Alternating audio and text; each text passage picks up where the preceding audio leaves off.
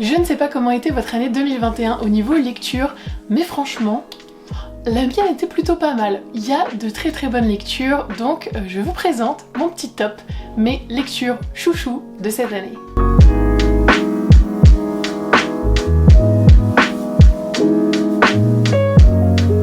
J'espère que vous allez bien, on se retrouve donc pour mes favoris 2021 au niveau lecture et il y a du beau monde, il y a du très très beau monde. Quand on parle de ces top lectures, il y a les évidents, c'est-à-dire ceux qu'on était certaines d'adorer.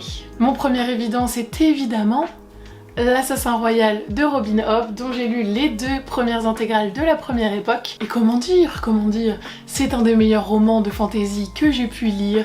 Ça m'a rappelé Game of Thrones, qui est vraiment ma saga préférée, Fitz le Fou, Burix sont absolument incroyables. On en parle beaucoup sur les réseaux, je ne vais pas m'étaler, cette saga est incroyable. Cette année, j'ai aussi pu pallier mon inculture, puisque j'ai découvert Le Hobbit de Tolkien dans cette superbe intégrale de chez Christian Bourgois et voilà, le livre est très beau, très beau. Il y a des petites illustrations absolument fantastiques à l'intérieur.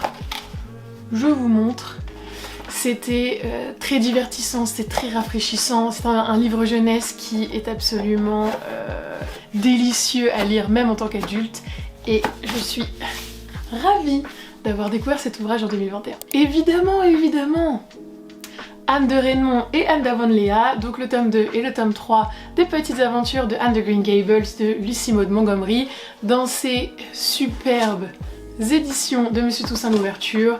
C'est un bonbon, c'est d'une délicatesse incroyable, d'une poésie fantastique. Les aventures d'Anne sont rafraîchissantes, sont douces, sont rigolotes. C'est vraiment un plaisir de la suivre dans son évolution en tant que jeune femme et je ne peux que vous conseiller ces ouvrages. Niveau manga cette année, je n'ai pas été en reste puisque j'ai découvert des sagas absolument fantastiques. Dans tous les cas, je vais utiliser les mots incroyables, fantastiques.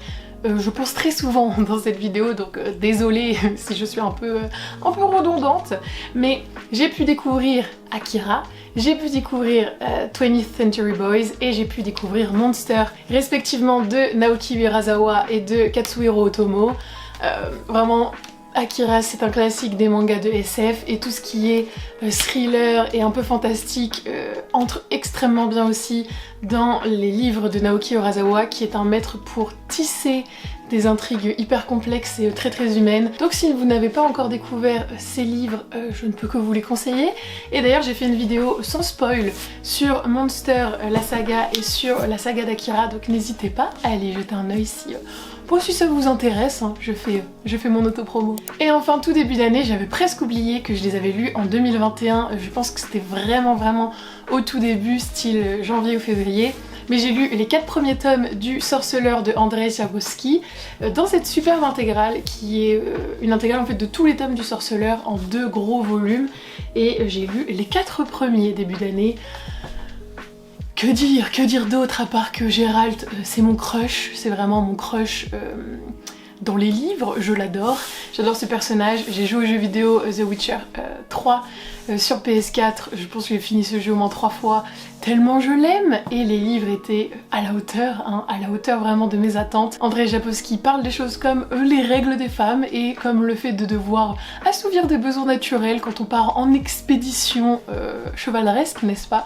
Et je trouve que ça donne un côté très humain, les intrigues sont folles, les personnages sont fous, bref, le Sorceleur c'est incroyable et lire ça en plus dans une édition aussi belle que celle-ci, c'est du bonus. Et ensuite, dans un top, il y a évidemment les coups de cœur, les excellentes surprises, ce qu'on a littéralement adoré et qui étaient un peu moins évidents que les livres qu'on voit un peu partout et qui sont unanimement adorés par tout le monde. Et j'en ai sélectionné 10 pour que la vidéo ne soit pas trop longue. C'était vraiment difficile de n'en sélectionner que 10 parmi tous les livres absolument géniaux que j'ai lus cette année, mais le choix est fait. je vous présente les grands sélectionnés. Mon premier coup de cœur de 2021, c'est un roman graphique et c'est Entre les lignes de Dominique Mermoux et Baptiste Beaulieu. C'est le roman graphique adapté du livre Toutes les histoires d'amour du monde, je crois que je n'ai pas lu, de Baptiste Beaulieu. Et c'est l'histoire de Baptiste qui va retrouver des lettres d'amour de son grand-père Moïse. Lettres d'amour est destinée à une certaine... Héloïse, je crois, je me rappelle plus trop du prénom, qui n'est pas du tout le nom de sa grand-mère. Donc évidemment, il se demande qui pouvait être cette fameuse jeune femme. Et pour se rapprocher de son père, ils vont tous les deux décider de mener leur petite enquête pour retracer un peu la vie de son grand-père et ce qui a pu se passer. C'est une histoire en 2 temporalités, puisqu'on a l'histoire de Baptiste qui mène sa petite enquête, et à côté, le récit des lettres qui est mis en image. C'est donc la vie de grand-père du grand-père Moïse, et ce récit sous contexte de Seconde Guerre mondiale est incroyablement bouleversant. Vraiment, il est hyper émouvant. J'ai vraiment failli lâcher quelques petites larmes à la fin, alors que je suis pas du tout du genre à pleurer devant les livres. C'est pas une émotion qui est facilement transmissible pour moi, la tristesse.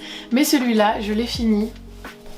Je l'ai posé comme ça, et je vous jure, je suis restée 3-4 minutes pour digérer tout ce que j'avais pu éprouver, digérer tout ce qui avait pu se passer dans ce livre, parce qu'il est incroyablement beau, incroyablement triste, très émouvant, très mélancolique. Enfin, il y a un côté très douce amer dans ce livre. Il y a 2 types de dessins très différents et 2 types de couleurs utilisées très différentes en fonction de la temporalité, ce qui fait qu'on s'y retrouve très facilement. Et je pense que les parties textes sont repris du roman de Baptiste Beaulieu. Ça me donne très envie de le découvrir parce que c'est absolument magnifique au niveau de la plume, au niveau du texte. Si vous avez envie d'émotion, je ne peux que vous conseiller ce roman graphique. Et par extension, probablement le roman de Baptiste Beaulieu qu'il me tarde de découvrir. En 2e position, nous avons Généalogie du mal de Jeong-Yu Jeong, qui est un thriller coréen qui m'a scotché. Il est incroyable. Je ne pense pas par contre qu'il plaira à tout le monde parce qu'il est très particulier, mais c'est sa particularité et sa singularité qui m'a pour le coup complètement scotché. C'est un thriller assez long, il fait presque 500 pages en poche, et c'est l'histoire de Eugene qui a 26 ans et qui un matin se réveille couvert de sang. Il est couvert de sang à tel point que vous savez, quand le sang sèche, on a l'impression de porter des habits en carton, etc. Il se lève, il descend, sa mère est morte. Il ne se souvient de rien, il se souvient pas de ce qui s'est passé, il a complètement blackout de la soirée. Tout ce qu'il sait, c'est que lui, il est couvert de sang, que sa mère est morte, et il ne sait absolument pas expliquer ce qui a pu se passer. Et le livre, c'est lui qui, presque minute par minute, va réagir, prendre des décisions, va essayer de retrouver le fil des événements. C'est extrêmement lent, puisque ces 500 pages vont couvrir à peu près 48 à 72 heures de la vie de Eugene, et on va vraiment suivre minute par minute ses pensées. C'est hyper introspectif. Il y a quelques petits sauts dans le temps vis-à-vis de son enfance, etc. Mais sinon, c'est quasiment 500 pages sur 72 heures. C'est très lent, ça prend son temps, mais en même temps, c'est hyper juste. C'est comme une autopsie mentale de Eugene. C'est en même temps tellement juste et addictif qu'on ne peut pas reposer ce livre. En plus, il n'y a pas de chapitres. Donc c'est pas comme si vous pouviez vous dire je lis un chapitre, ensuite j'arrête, je fais autre chose, etc. Il n'y a pas de chapitre, donc on est tout le temps en train de lire, tourner les pages, et on continue. Et je vous jure que je l'ai lu au tout début de l'année parce que je me semble que c'était pour le Cold Winter Challenge de 2021, et je m'en souviens encore.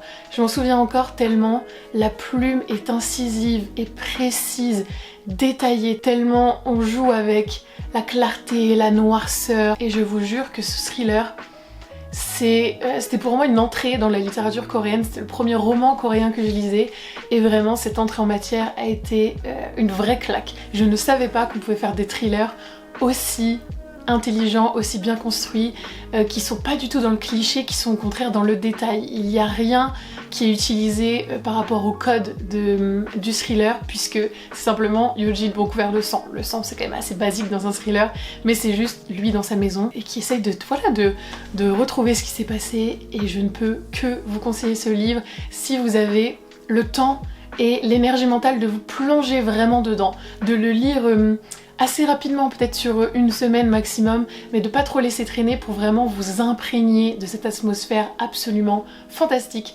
qu'arrive à dépeindre Jung Yoo Jung.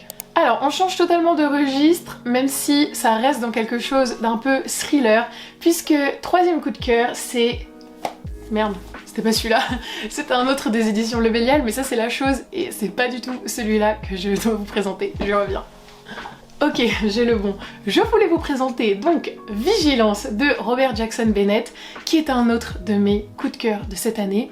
C'est d'ailleurs très drôle puisque j'ai lu un autre de ses livres qui est là-bas, qui est American Elsewhere, du même auteur Robert Jackson Bennett, et que je n'ai pas particulièrement aimé, j'ai pas accroché, mais alors celui-ci, c'est les petites éditions chez Le Bélial, ça fait 160 pages, donc c'est très court à lire, je l'ai lu en une après-midi, et je pense que c'est ça qu'il faut faire, hein, parce que c'est comme regarder un épisode de série, quoi. Vous faites ça d'un coup, et vous pouvez ensuite passer à autre chose. Faut vraiment plonger dans l'histoire à 100%, et ensuite en ressortir. C'est vraiment l'intérêt de ces courts récits, il faut plonger la tête la première, ressentir tout ce qu'il y a à ressentir, découvrir cette histoire, et ensuite en ressortir un peu essoufflé, quoi.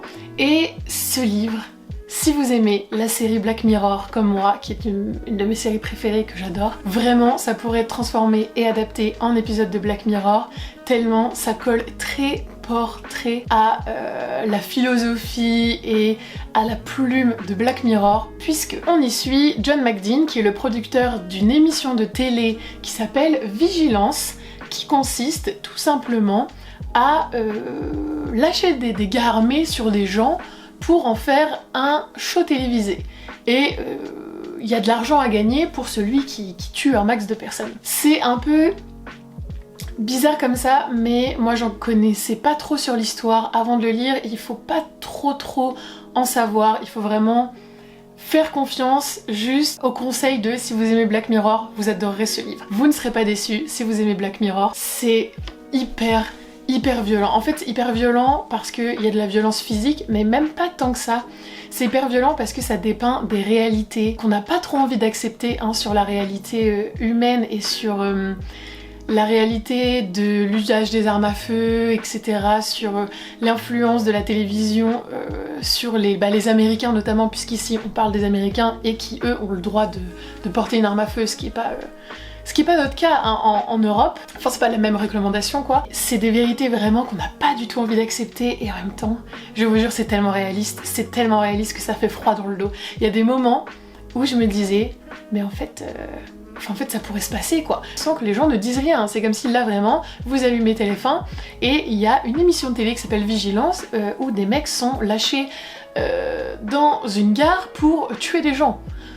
Voilà, ce livre est petit, mais c'est une claque, je l'ai adoré, je pense que je le relirai. De nouveau, il m'a fait froid dans le dos, si vous cherchez quelque chose de très effrayant, mais effrayant de réalisme, c'est pas du tout une histoire de fantômes et une histoire de zombies, c'est nous, hein, qui devenons les monstres dans cette histoire, et c'est du grand génie, vraiment du grand génie. En parlant de choses effrayantes de réalisme, autre coup de cœur de cette année, c'est She Said, le reportage de Jodie Cantor et Megan Twohy. J'en ai fait un épisode de Fast Book, donc je vais pas m'étaler très longtemps, je vous le mets dans le petit i. Mais c'est un livre reportage, presque un livre journalistique sur l'enquête que ces deux super journalistes ont fait sur l'affaire Weinstein et comment elles ont réussi à libérer la parole des femmes, comment elles ont réussi à dénoncer, hein, et faire en sorte que Weinstein soit condamné et que ses faits absolument pervers et répréhensibles et sa monstruosité soient reconnus de tous. Elles ont fait un travail journalistique sur 2 ans, je crois, qui est absolument dingue. Elles se sont pris obstacle sur obstacle, mais vraiment leur éthique professionnelle, cette volonté d'aider les femmes a été vraiment plus forte que tout. Et je ne peux que leur tirer mon chapeau. De nouveau, je vous laisse aller voir l'épisode du Fast Book si ça vous intéresse d'en savoir un peu plus, mais je l'ai dévoré. C'était extrêmement bien écrit, extrêmement bien expliqué, et ça fait aussi très froid dans le dos. On part sur quelque chose d'un peu plus doux, d'un peu plus gai maintenant, avec Souvenir de Marnie de Joanne J. Robinson, qui est aussi publié chez Monsieur Toussaint Louverture dans des éditions absolument magnifiques. Et c'est l'histoire de Anna, je crois que c'est ça. Attendez, la meuf prépare prépare des tops et elle ne se souvient même plus du nom des héros. C'est ça, c'est Anna donc qui va partir en vacances chez sa tante au bord de la mer. Il faut vraiment imaginer des paysages assez sauvages qui représentent la mer britannique, vraiment les côtes britanniques qui sont assez venteuses, assez sauvages. Et donc Anna va partir chez sa tante et Anna c'est une petite fille qui se sent un peu différente des autres. Pour elle, et à un moment elle l'exprime je crois de cette façon, elle se dit qu'il y a un cercle, tous les gens sont dedans et elle est dehors. Mais voilà, elle en souffre un peu d'être différente, elle se demande pourquoi elle n'arrive pas à être comme les autres. Et chez sa tante, elle va découvrir Marnie. Marnie qui est une petite fille vraiment très belle, des longs cheveux blonds, tout ce que presque Anna rêverait d'être, et elles vont se lier d'amitié. Et un certain mystère plane autour de cette Marnie, et c'est cette histoire, c'est ce mystère qu'on va découvrir à travers les yeux d'Anna. C'est une formidable histoire pour enfants, vraiment incroyable, c'est d'une douceur, c'est d'une poésie, c'est d'une mélancolie, c'est vraiment hyper beau, hyper touchant. La plume de Joanne Jean Robinson est absolument magnifique. Si vous avez aimé Anne de Green Gables, notamment le tome 1 où elle est encore très jeune et où elle n'est pas encore dans ces histoires de femmes, presque de jeunes femmes, vous allez adorer. Adorer. Souvenir de Marnie. Je vous jure que cette histoire c'est un bonbon. Si vous aimez les petites histoires un peu feel good, un peu happy ending, etc., vous allez adorer ce livre. Et personnellement, c'était beau. C'était très beau. Et je ne pourrais pas vous parler de mes coups de cœur de 2021 sans mentionner Demain les chiens de Clifford C. Mac. Je crois que j'en ai même pas parlé sur la chaîne. Et c'est une aberration tellement ce livre de SF, il est drôle, enfin drôle et en même temps j'en ai parlé avec l'un d'entre vous, pas si drôle que ça dans le fond, mais dans la forme c'est quand même assez léger au début, ça gagne en noirceur au fil du temps. Mais en gros, c'est l'histoire de la civilisation humaine qui a tout simplement disparu au profit de la civilisation canine. Donc l'histoire commence et les chapitres à chaque fois commencent avec des chiens autour d'un feu de camp qui se rappellent les mythes des humains. Comme nous on parlerait des mythes grecs, des mythes romains, des mythes égyptiens. Là c'est un peu ça, sauf que les chiens font ça avec nous, donc on est des choses un peu abstraites à leurs yeux. Il y a donc voilà, ces débuts de chapitres qui commencent avec la civilisation humaine qui a disparu et la civilisation canine qui l'a remplacée. Et ensuite on commence chapitre par chapitre à découvrir comment on a disparu et dans quelles circonstances. Le tout début est assez réaliste, correspond assez à notre réalité, mais voilà, un peu plus futur, et de fil en aiguille, on a des problématiques et des histoires autour de l'espace, autour de la colonisation spatiale, etc. Et c'est un des meilleurs livres de SF que j'ai lu, vraiment.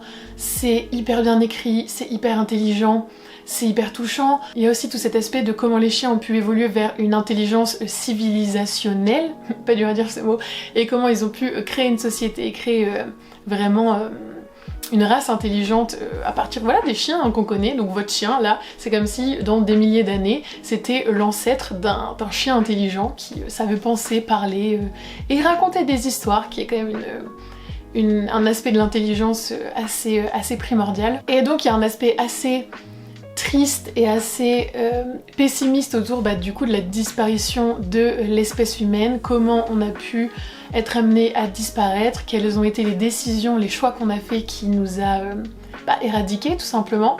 Mais il y a cet aspect tellement doux et rigolo des chiens qui commencent à voilà, gagner en intelligence. Les personnages principaux, c'est en fait on suit une génération puisque l'histoire avance très vite. Chaque chapitre, parfois il y a 50, 60 ans, 100 ans qui se sont passés entre chaque chapitre, et donc parfois on va suivre le père, le fils, l'arrière-petit-fils, l'arrière-petit-fils, etc. de fil en aiguille jusqu'à la fin. Hein. Franchement ce livre je l'ai dévoré et je trouve que c'était une manière hyper intelligente de faire de la SF, puisque oui c'est pessimiste mais en même temps il y a ce côté tellement léger qui est apporté par les chiens et ce côté tellement léger qui est apporté par l'écriture qui a beaucoup de punchlines et de répliques assez drôles, etc.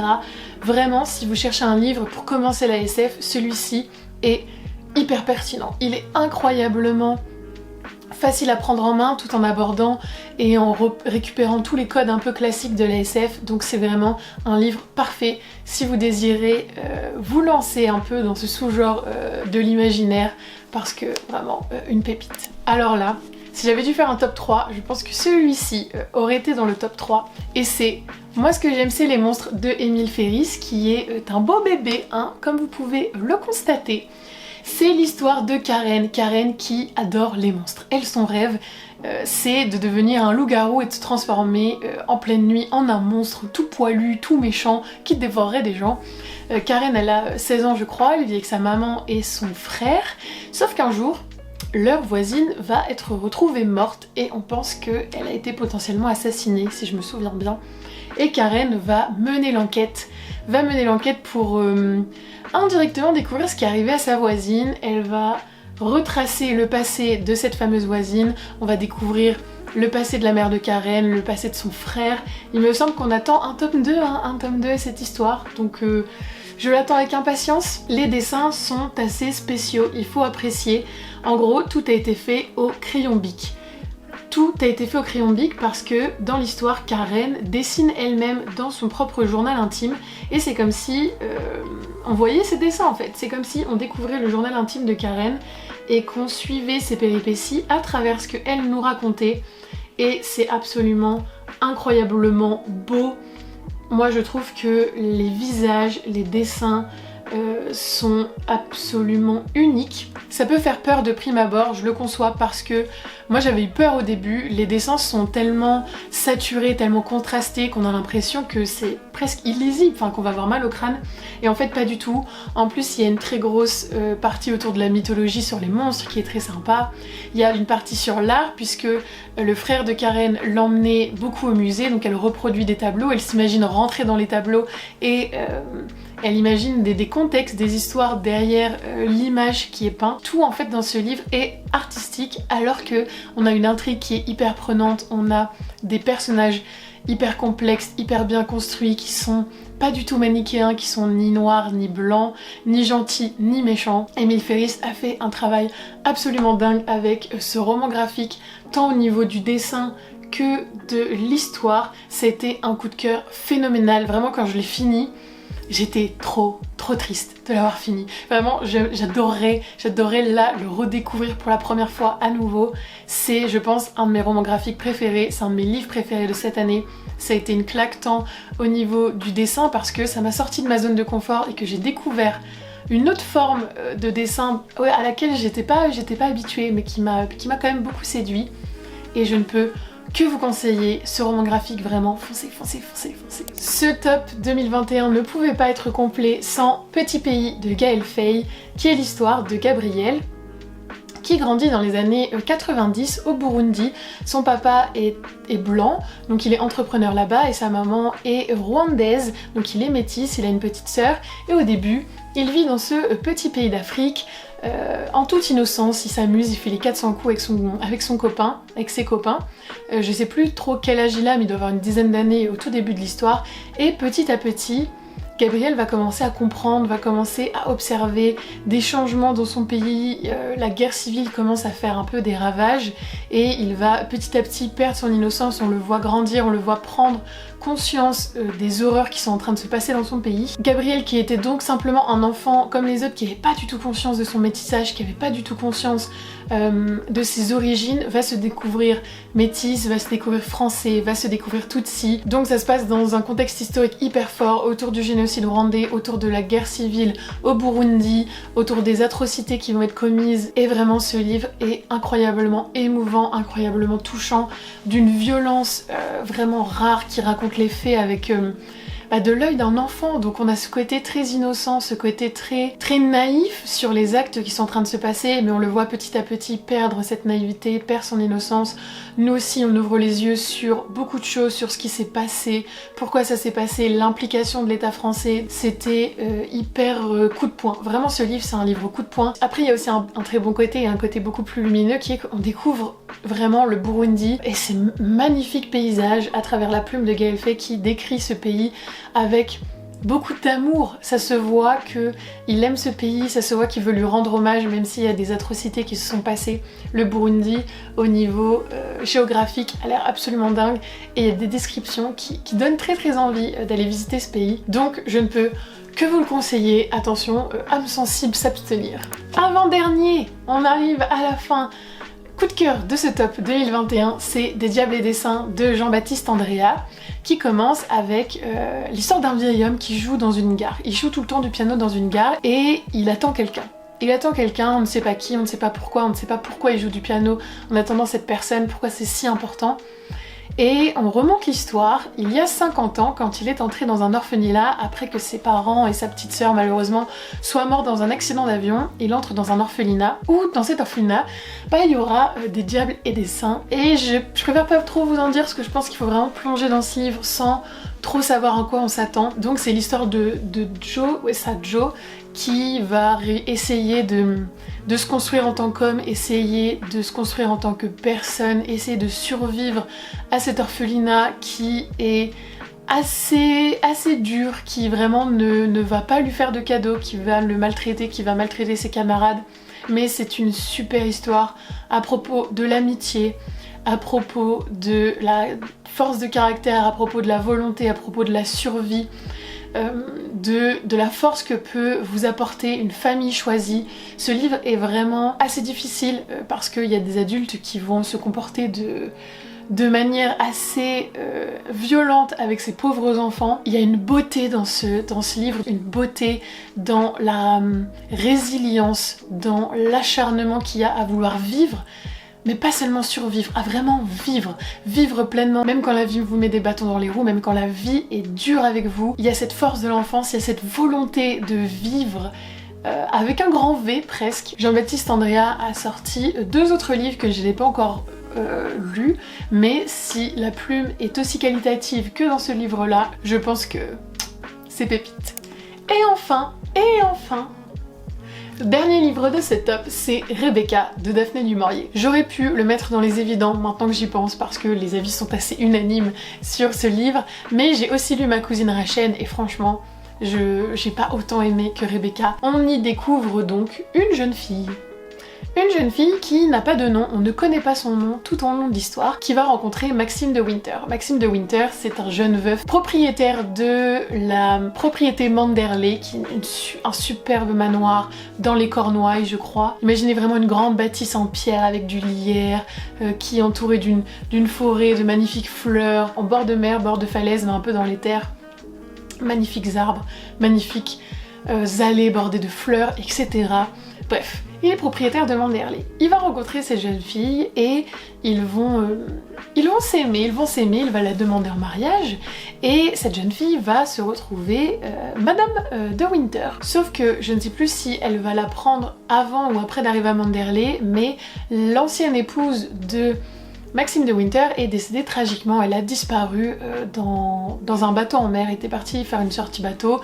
Une tempête arrive et elle n'est jamais revenue, et c'était il y a 1 an de ça. Sauf que cette Rebecca, elle s'appelle Rebecca, elle prend encore beaucoup de place dans le manoir. Son esprit, son âme, sa personnalité est encore hyper présente à Manderley, que ce soit dans la maison elle-même, que ce soit chez les domestiques, etc. Et donc notre jeune fille, notre protagoniste principale, va se retrouver happée, va se retrouver hantée par cette Rebecca, qui elle est, comment elle était, elle avait l'air belle, elle avait l'air intelligente, elle avait l'air presque parfaite, et elle va arriver un peu maladroite, un peu pataude, elle va arriver dans maîtresse de cette maison et elle va constamment être comparée à cette Rebecca, elle va elle-même se comparer à elle de fil en aiguille, l'intrigue évolue, on est très mal à l'aise, on est dans une atmosphère qui est très pesante. Daphné du Maurier a fait un travail incroyable pour nous faire ressentir l'atmosphère de cette maison qui est presque un personnage en fait à lui tout seul, un peu comme dans La Maison hantée de Shirley Jackson. La maison en elle-même est un protagoniste, c'est un des personnages principaux et tout le mal-être, tout l'inconfort, tous les doutes que vont ressentir notre protagoniste, vraiment on les ressent avec elle. On compatit tellement. C'est une pépite du thriller, c'est pareil, c'est comme Généalogie du mal. Les émotions, les caractères, les indices, les mystères sont vraiment distillés avec parcimonie. Petit à petit, ça gagne en noirceur, ça gagne en profondeur, ça gagne en complexité et c'est un régal, vraiment un régal à suivre. C'était un excellent livre. Je sais pas si Daphné du Maurier en a fait d'aussi bons, je sais pas si vous en avez lu d'autres et si vous en avez à me conseiller que vous avez peut-être préféré ou autant aimé que Rebecca. Mais j'ai presque peur d'en lire d'autres parce qu'après j'ai lu Ma cousine Rachel et C'était pas mal, c'était bien, mais c'était pas à la hauteur de ça. C'en est tout pour ces tops de 2021. Franchement, ça a été une super année de lecture. Donc je suis très heureuse d'avoir pu partager cette année avec vous, d'avoir pu partager mes lectures, d'avoir pu découvrir les vôtres, parce que vous m'avez aussi pas mal conseillé. J'ai suivi vos conseils sur pas mal de mes lectures et c'était d'excellentes découvertes. J'espère que 2021 vous a gâté aussi en termes de littérature et de lecture. J'espère que vous avez eu de magnifiques coups de cœur. En tout cas, dites-moi en commentaire peut-être votre top 3. Les top 3, les 3 livres qui vous ont vraiment marqué, qui vous ont fasciné cette année, où vous vous dites ok, dans 2 ans, dans 3 ans, j'y repenserai encore et je me dirai ok, celui-là c'était vraiment quelque chose d'incroyable. Ça m'intéresserait beaucoup, en plus comme ça je piocherai dedans. En attendant, j'espère que vos fêtes de Noël se sont bien passées, j'espère que vous allez passer un super nouvel an, ou que vous avez passé un super nouvel an. En fait, je sais même pas quand je vais publier cette vidéo, donc je sais pas trop quoi vous souhaiter. Beaucoup de bonheur, on va dire. Voilà, on va vous souhaiter beaucoup de bonheur. On va vous souhaiter de magnifiques lectures pour 2022. Je vous retrouve dans de prochaines vidéos. Je vous fais plein de bisous et je vous dis à la prochaine. Et maintenant, il faut ranger. C'est l'étape que je déteste après avoir tourné.